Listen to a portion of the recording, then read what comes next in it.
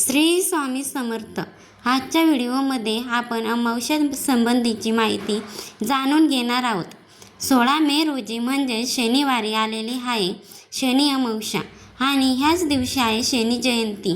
अमावस्या आणि शनी जयंती हे दोन्ही योग एकाच दिवशी येणे हे खूप विशेष व दुर्मिळ योग मानला जातो. त्यातही शनिवार असल्यामुळे या दिवसाचे महत्त्व अजून वाढतं.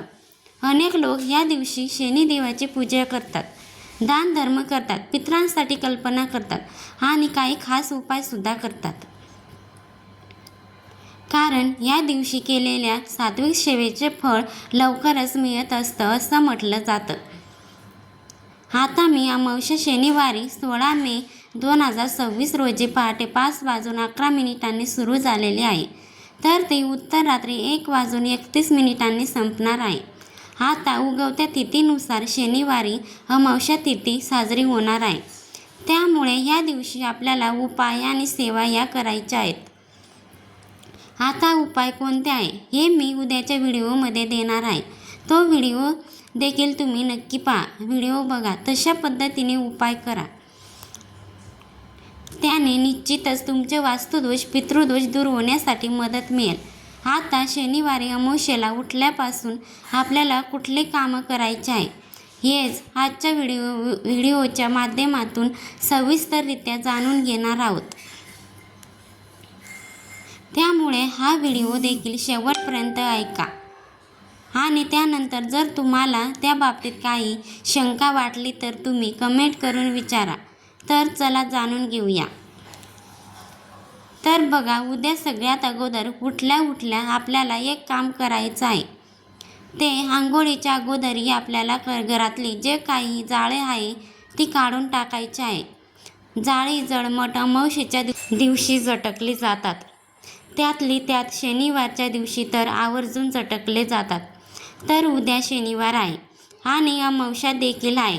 त्यामुळे कुठे जाळी वगैरे असेल नसेल तरीही आपल्याला सगळीकडे झाडू फिरवून घ्यायचं आहे. घर थोडं स्वच्छ करून घ्यायचं आहे. जे काही रद्दी वगैरे असेल, भंगार वगैरे असेल ते आपल्याला सकाळी आंघोळीच्या अगोदरच काढून ठेवायचं आहे आणि ते देऊन टाकायचं आहे, नाहीतर घंटागाडीत टाकायचं आहे.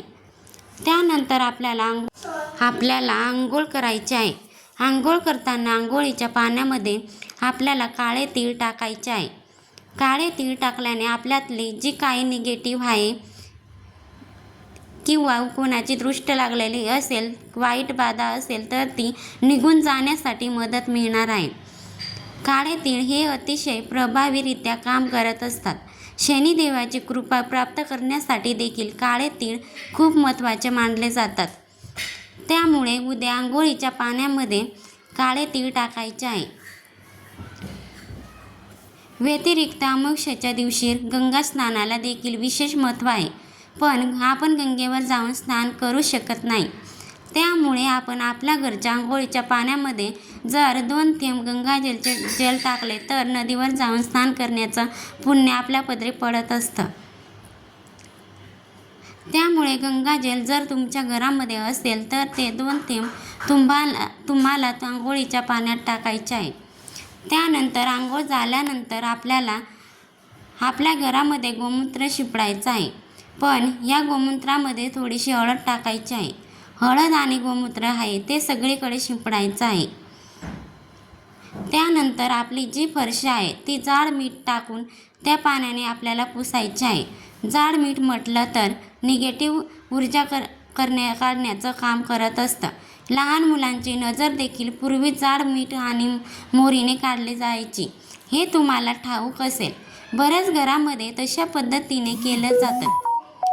तर त्यामुळे आपल्याला आपली फरशी जी आहे ती जाड मीठ टाकून पुसून घ्यायची आहे.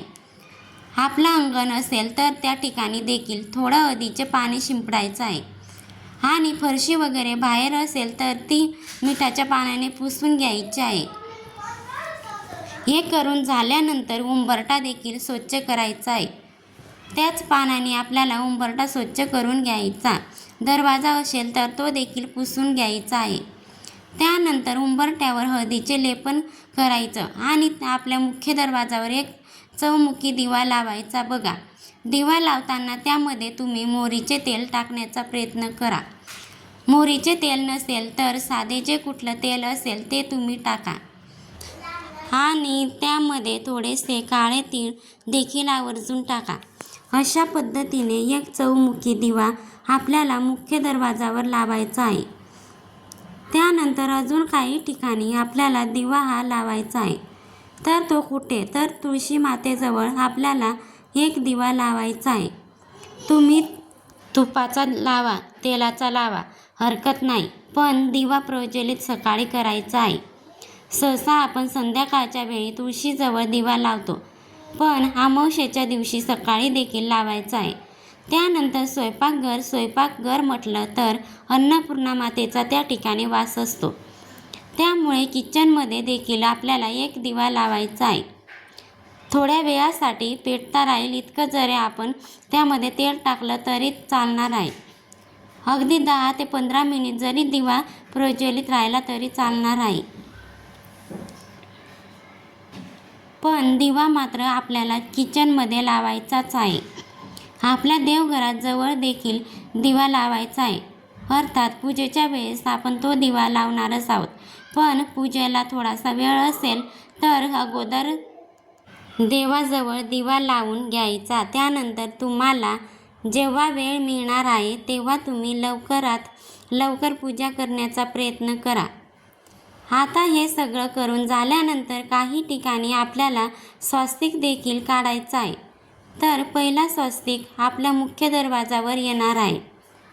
त्यानंतर दुसरा स्वस्तिक जे आहे ते आपल्या किचनमध्ये अन्नपूर्णा मातेचे स्मरण करून किचनमध्ये व तुम्ही शेगडीवर काढा किंवा किचनच्या स्टाईल्सवर काढा.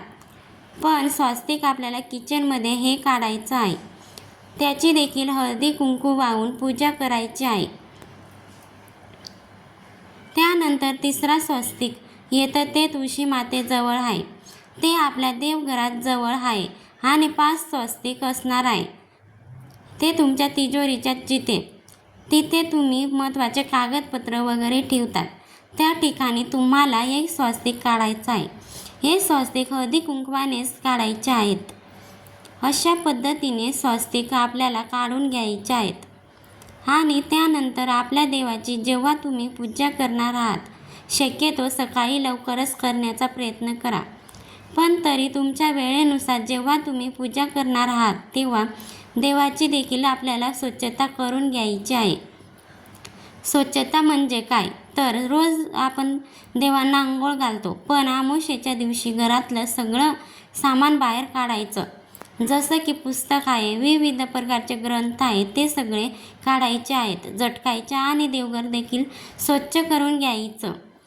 आता आपण कधी देवघर स्वच्छ करू शकत नाही, त्यासाठी देखील अमावस्येचा दिवस निवडला जातो. म्हणून अमावस्येच्या दिवशी किंवा एकादशीच्या दिवशी तुम्ही सकाळी करू शकतात.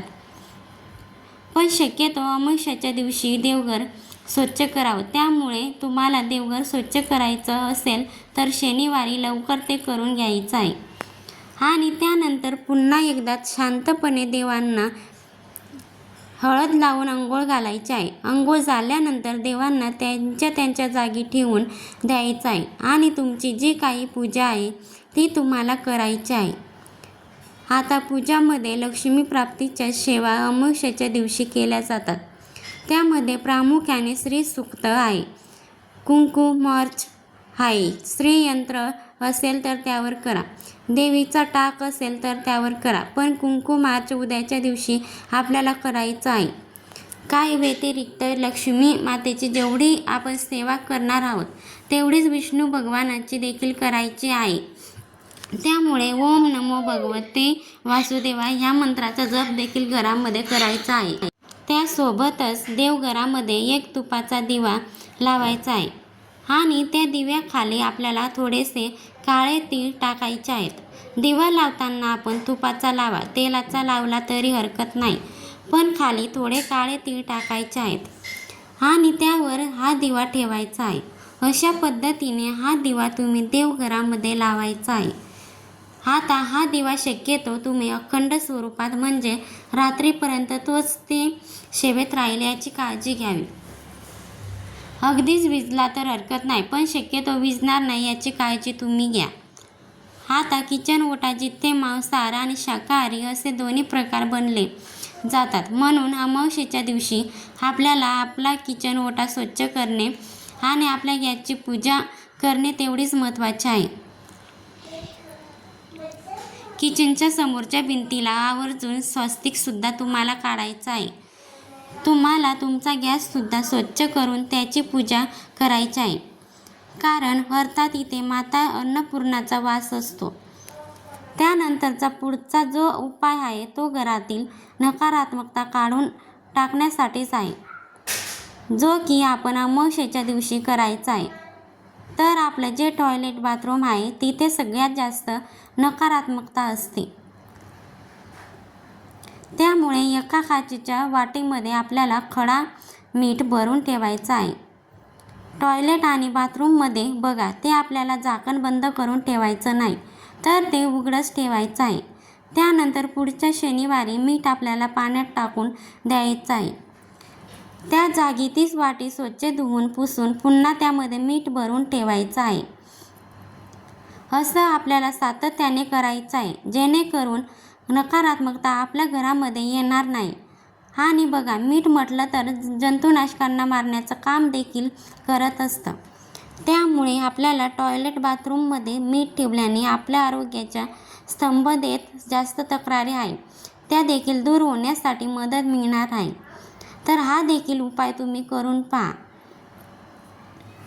त्यानंतर बघा, पितृदोषापासून मुक्तता मिळण्यासाठी आपल्याला दक्षिण दिशेला दही भात ठेवायचा आहे.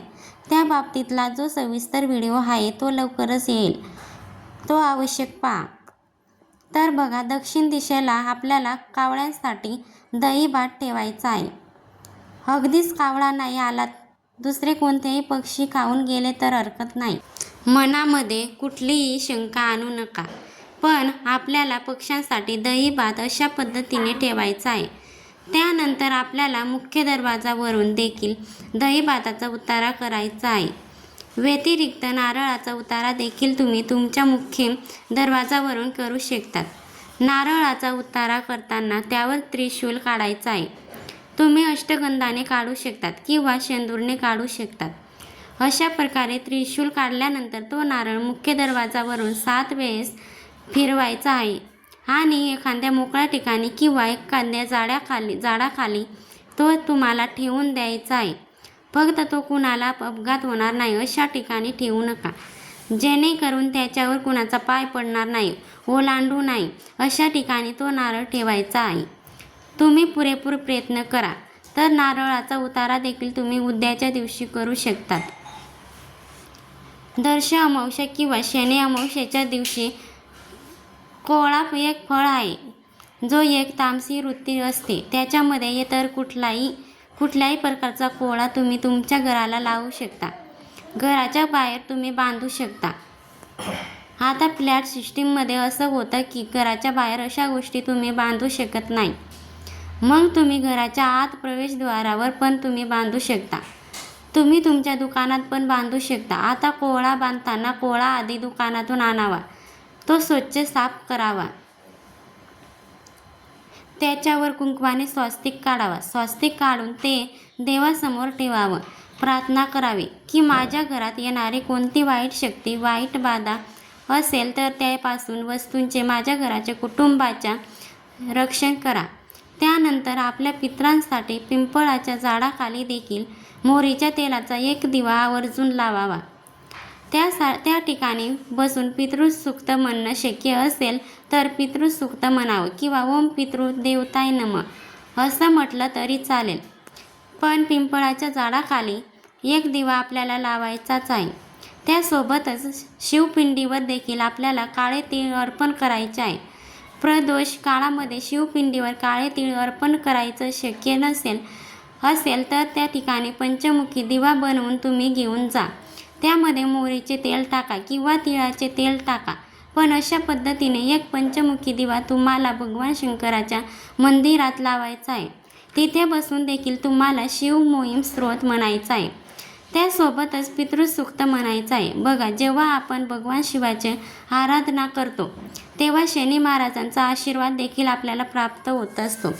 त्यामुळे शनीची 7.5 असेल किंवा शनी तुमचा खराब असेल तर भगवान शंकराची सेवा करायला देखील विशेष महत्त्व आहे. त्यामुळे तुम्ही भगवान शंकरांना उद्याच्या दिवशी निळ्या रंगाची गोकर्णाची फुलं देखील अर्पण करू शकतात. शनी महाराजांच्या मंदिरात तुम्ही जाणार असाल तर त्या ठिकाणी देखील निळ्या रंगाची गोकर्णाची फुलं आहे ते त्या ठिकाणी अर्पण करा. बघा, याने देखील आपल्या अनेक समस्या सुटण्यासाठी मदत मिळत असते. व्यतिरिक्त जर तुम्हाला दानधर्म करण्याची इच्छा असेल तर तुम्ही पांढऱ्या रंगाच्या वस्तूंचा उद्याच्या दिवशी दान नक्कीच करू शकतात. बघा, दानाला विशेष असं महत्त्व आहे. त्यातल्या त्यात सगळ्यात श्रेष्ठ दान म्हणजे अन्नदान. त्यामुळे जर तुम्हाला एखाद्या गरजू व्यक्तीला काहीतरी अन्नदान करता आलं तर नक्कीच करावे. अन्नदान करायचं म्हणजे खूप केला तरच त्याचं पुण्य मिळतं तर नाही. एखाद्या गरजू व्यक्तीला तुम्ही एखादा वडापाव खाऊ घातला किंवा एखादा बिस्किटाचा पुडा जरी घेऊन दिला तरीही त्याचं पुण्य तुमच्या पदरी पडत असते. किंवा गाय किंवा कुत्रा असेल तर त्याला देखील नक्कीच अन्नदान करू शकतात. त्याचप्रमाणे शनी महाराजांची कुदृष्टी आपल्यावर होऊ नये किंवा नसेल तर ती कमी व्हावी म्हणून तुम्हाला एखाद्या गोरगरिबाला तुम्हाला ताजं अन्नदान करायचं आहे. किंवा तुम्ही जिलेबी दान करू शकता, दही भात दान करू शकता, शिरा दान करू शकता. त्याचप्रमाणे एखाद्याला गोंगडी चादर दान करू शकतात. पक्ष्यांसाठी एखाद्या मातीच्या मडक्यामध्ये पाणी भरून ठेवू शकतात. दान कोणाला करावं तर खरंच ज्याला गरज आहे त्याच व्यक्तीला दान करावा. तर अशा पद्धतीने तुम्ही करण्याचा प्रयत्न करा. पण दान केल्यानंतर ते गुपित ठेवावं. प्रत्येकाला सांगत फिरू नये की मी इतकं दान केलं तितकं दान केलं. जे काही दान केलं असेल, फुलं ना फुलाची पाकळी, ते आपल्यातच गुपित ठेवायचं आहे. हे सदैव लक्षात ठेवा. त्याचप्रमाणे शनी महाराजांचे गुरु हे भगवान शंकर आहेत. जर तुम्ही शनी अमावस्येच्या दिवशी भगवान शंकराच्या मंदिरात जाऊन जर तुम्ही जल अर्पण केलं, काळे तीळ अर्पण केले आणि भगवान शंकरांना प्रार्थना केली तरीसुद्धा शनीचा प्रभाव कमी होतो. म्हणूनच सांगते की शनी महाराजांच्या मंदिरात जाऊन तुम्ही त्यांचेही दर्शन घ्या आणि भगवान शंकराच्या मंदिरात जाऊन तुम्ही त्यांचंसुद्धा दर्शन घेऊ शकता. शनी महाराजांच्या मंदिरात जाऊन त्यांचं दर्शन घेणं विसरू नका. अगदी नाही झालं तर घरात ओम नमः शिवाय नमः ह्या मंत्राचा जप करा, आवर्जून जप करा. घरात करा, मंदिरात केला तर अतिशय उत्तम. आणि या दिवशी दानधर्म करायला विसरू नका.